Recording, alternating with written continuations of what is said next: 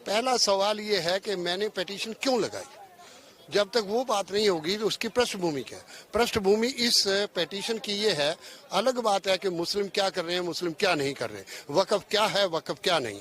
मैंने वक्फ से भी कहा है कि जैसे श्रोमणी गुरुद्वारा प्रबंधक कमेटी का 1925 का एक्ट ब्रिटिश सरकार ने बनाया था ताकि आम सिख की इलेक्शन में प्रोसेस हो और उसकी रिप्रेजेंटेशन हो। अगर वक्फ में सरकार को ये लग रहा है कि आम आदमी, आम मुस्लिम की उसमें रिप्रेजेंटेशन नहीं है, तो सरकार को ये चाहिए था कि श्रोमणी गुरुद्वारा प्रबंधक कमेटी और दिल्ली सिख गुरुद्वारा प्रबंधक कमेटी जो 1971 में नहीं, उसको आधार बना के एक्ट बनाते। ये वक्फ एक्ट बना के या बाकी काम करके आप क्या करना चाहते हैं कि इससे हिंदू पोलराइज हो जाएगा।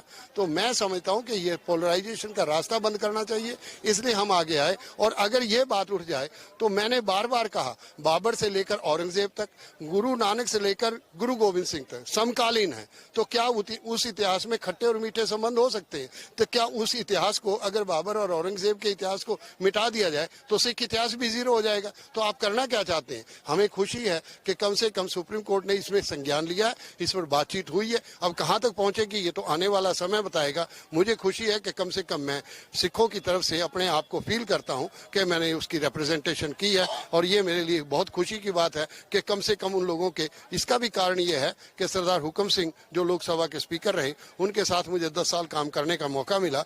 26/11/1949 को जब सरदार हुकम सिंह ने वॉकआउट किया था इस कॉन्स्टिट्यूशन के, और 75 साल में मुझे यह लगता है कि वो जो सरदार हुकम सिंह की एप्रीहेंशन थी वो सच साबित हो गई कि माइनॉरिटी को प्रोटेक्ट नहीं कर सकेगा ये कॉन्स्टिट्यूशन। तो आज हमें लगता है कि उसी रास्ते पर, और मेरी सुप्रीम कोर्ट से अपेक्षा है कि सुप्रीम कोर्ट को अब आगे आकर आना चाहिए ताकि माइनॉरिटीज की फीलिंग जो है, एप्रीहेंशन है, वो बाहर निकले, वो बाहर हो।